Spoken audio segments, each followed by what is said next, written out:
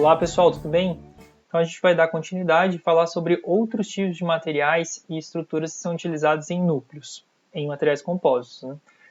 No último vídeo a gente falou sobre madeira balsa e espumas de PVC. Agora a gente vai falar sobre espumas de poliuretânio, poliestireno, PET, a estrutura Honeycomb, colmeia e os compensados navais. Bom, começar então com a estrutura ou a espuma de poliuretano. O poliuretano ele é obtido de uma reação de combinação entre o poliol e isocianato. E depois que a gente mistura esses dois componentes, a gente começa a formar o poliuretano. Em condições de controle aí, de tempo, quantidade de reagentes, temperatura, a gente consegue controlar a formação da espuma de poliuretano que tem uma determinada porosidade. E também controlar daí a densidade do material que é formado. A gente consegue materiais aí com densidades na ordem de 30 até 300 kg por metro cúbico. Essas espumas de poliuretano elas são bastante utilizadas na construção civil, devido às características de isolamento térmico e acústico que elas têm. Então, muitas vezes vocês vão ver em blocos, material de preenchimento entre blocos, entre painéis na construção civil, a utilização dessa espuma de poliuretano. Está aqui representada em essa espuma amarelinha que vocês conseguem ver na imagem. Além disso, né, essa espuma de PU ela tem uma boa adesão às resinas que são utilizadas no mercado náutico e boa adesão também às fibras, o que faz com que ela tenha uma resistência à delaminação entre as faces aqui e a espuma. Em relação às espumas de alta densidade, né, elas podem ser utilizadas em locais que têm suporte de componentes que são pesados. Então, por exemplo, suporte de motores em embarcações. Essas espumas de poliuretano, elas têm, na verdade, duas grandes desvantagens, o que onera bastante a utilização delas no mercado náutico. A primeira desvantagem é que sobre esforços aí dinâmicos ou cargas dinâmicas, elas não têm resistência ao cisalhamento tão alto. Então, quando a gente vai montar uma estrutura que seja estrutural e seja sujeita e vai ser sujeita a alguma carga dinâmica, fadiga, a gente não costuma escolher o poliuretano como sendo a melhor opção. Na verdade, a gente descarta a utilização de poliuretano. Além disso, o poliuretano, quando entra em contato com o fogo, ele libera um gás tóxico. Né? Então, como ele é uma mistura de isocianato e poliol, ele libera um gás que é tóxico para o ser humano. Então, ele é bastante inflamável também e a utilização dele acaba se restringindo bastante a regiões que não tem nenhum tipo de contato, nenhuma chance de ter contato com fogo, chama ou calor, né? Vamos dizer assim. Então, basicamente, o seu uso na indústria náutica está restrito a algum material isolante ou de preenchimento de vazios. Outro tipo de material de núcleo, né, a opção de material de núcleo é a espuma de poliestireno. Ela é popularmente conhecida como isopor. Né? Esse estireno ele é um material termoplástico bastante leve, né? A gente consegue também controlar o grau de porosidade durante o processo de expansão. Tendo porosidades aí tendo densidades aí massa específica na ordem de 30 kg por metro cúbico. O poliestireno ele tem propriedades ditas medianas em comparação com outros núcleos e também tem uma grande desvantagem. A principal desvantagem é que ele é atacado pelo estireno. Então, qualquer tipo de resina que tem como base o monômero estireno, em contato com a espuma de poliestireno, ela vai ser dissolvida devido a esse estireno presente na formulação da resina. Então, todo aqueles poliéster orto, iso, a éster vinílica que a gente viu anteriormente, são resinas que têm estireno em sua formulação e não podem ser colocadas em conjunto com núcleos que são de poliestireno. Então, devido a essa limitação, a aplicação dele acaba sendo bem restrita também na indústria náutica. Então, acaba também sendo utilizado aí como material de preenchimento de vazios também e para aumentar a flutuabilidade aí de pequenas embarcações. Recentemente, vem sendo utilizado bastante nos estaleiros aqui na região as espumas de PET. O PET é um material que é termoplástico também, tem características mecânicas de medianas a boas.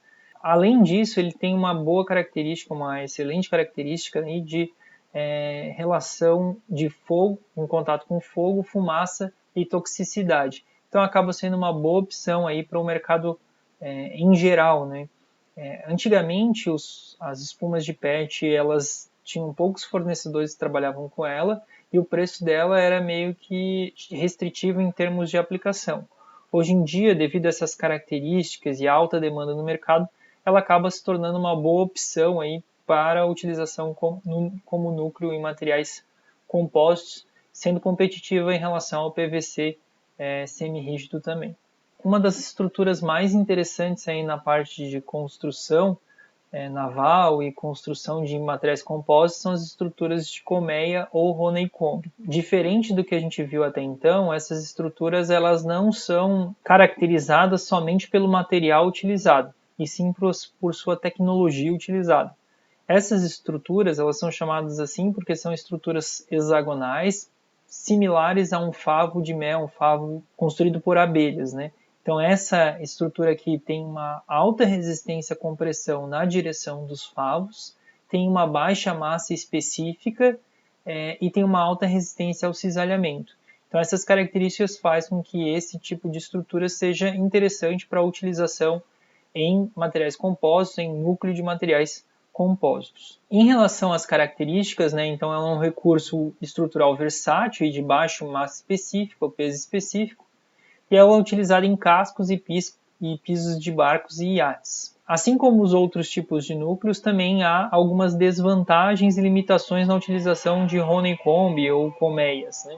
A primeira desvantagem é que quando a gente vai trabalhar com uma superfície que não é plana, essas colmeias elas tendem a abrir o favo. E essa abertura de favo faz com que ela perca algumas características que ela tem em relação às propriedades mecânicas. Além disso, esses favos abertos eles são susceptíveis à entrada de resina e infiltração d'água. Então, basicamente, a utilização dessa estrutura de colmeia ela acaba sendo restrita para peças planas. Além disso, o contato entre as faces dessas colmeias, então as faces superior e a face inferior com a colmeia, ele é restrito a esses pontos de contato aqui.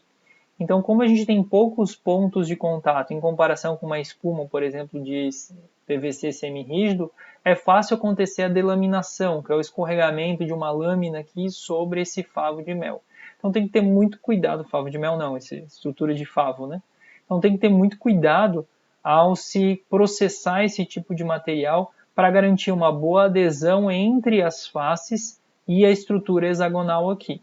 Então, mais um limitante ou mais uma dificuldade de se trabalhar com esse material é o fato de que essa estrutura hexagonal aqui, dependendo do processo de fabricação que a gente está utilizando, a gente pode encher elas de resina, agregando peso sem trazer nenhuma resposta, sem trazer nenhum benefício estrutural. Então tem que cuidar bastante no processamento que é feito para evitar que esses favos se encham de resina ou se encham de água ou de algum outro elemento aqui só para agregar peso. Né? Aqui tem uma imagem de uma estrutura à base de honeycomb sendo submetida ao ensaio de flexão 4 pontos. Ela tem uma boa resistência à flexão e à compressão e um baixo massa específica. Né? Nota-se aqui que as cargas trativas e compressivas estão mais situadas na face, onde a gente tem o nosso reforço e o nosso núcleo só está aumentando a espessura e aumentando a rigidez e a flexão do componente. Aqui tem um gráfico interessante que correlaciona diferentes tipos de núcleos com algumas propriedades e a massa específica, a densidade. Né? Esses gráficos aqui foram retirados do livro Manual de Construção de Barcos, do Jorge Nassi. Então aqui a gente consegue ver a resistência à compressão e a resistência ao cisalhamento, só para usar como legenda aqui. Então a colmeia de alumínio é uma estrutura em forma de colmeia utilizando material alumínio. O Nomex é um nome comercial que é basicamente uma estrutura de colmeia feita com papel à base de fibra de aramida e recoberto com resina fenólica. A madeira balsa está aqui, né? E a estrutura de PVC semi-rígido está aqui. Então aqui nota-se que as estruturas colmeia são aquelas que apresentam a melhor resistência à compressão com os menores valores de densidade, o que é muito atraente quando se fala em termos de núcleo, né? Material de núcleo para compósitos, para estruturas de sanduíche. Além disso, aqui a gente vê a resistência ao cisalhamento e também a baixa densidade, as estruturas colmeia, seja em alumínio ou em fibras de aramida, aqui, papel de fibra de aramida, tem uma boa resistência ao cisalhamento com baixos valores de densidade. Então faz também que mais uma opção boa aí da utilização de núcleo para painéis de sanduíche. Essas estruturas colmeias, elas podem ser feitas com diferentes tipos de material. Então a tecnologia é a colmeia, né, que seriam aquelas colunas hexagonais coladas uma do lado da outra. Só que os materiais podem ser diferentes. Então um dos tipos de colmeias utilizados são as colmeias com papel de aramida. Então basicamente elas são compostas de papel feitos com fibra de aramida e recobertos com resina fenólica, aquele Nomex que a gente viu até então. Elas têm um baixo custo em comparação com outras colmeias, principalmente as colmeias metálicas e de termoplásticos, né?